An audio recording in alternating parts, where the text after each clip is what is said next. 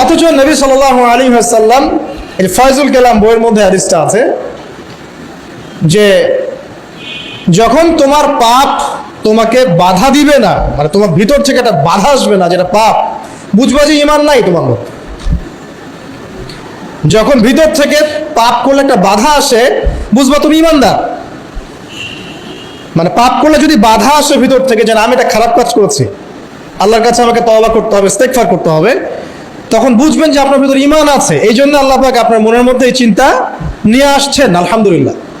যখন পাপ করতে করতে দেখবেন আপনার মনে কোনো ফিলিংসই নাই, তখন বুঝবেন যে আসলে আপনার ভিতর ঈমান আর কিছু বাকি নাই, যেটা আছে খালি ফোস্কার মতো, একটা নুক্তার মতো।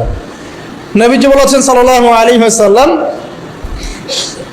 মানুষের অন্তর থেকে আমানত উঠে যাবে, একটা ফোস্কার মতো পড়ে থাকবে, নুক্তার মতো পড়ে থাকবে। জনগণ বলবে যে অমুক লোক খুব বড় আমানতদার, অথচ ওর কলমের মধ্যে আমানতের জাররা পরিমাণ বাকি থাকবে না।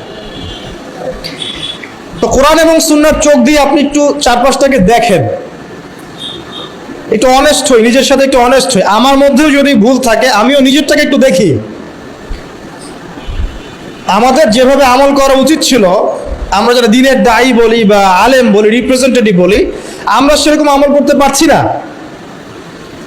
আমাদের যেমন সাহসী হওয়া উচিত ছিল, আমরা আসলে পারছি না।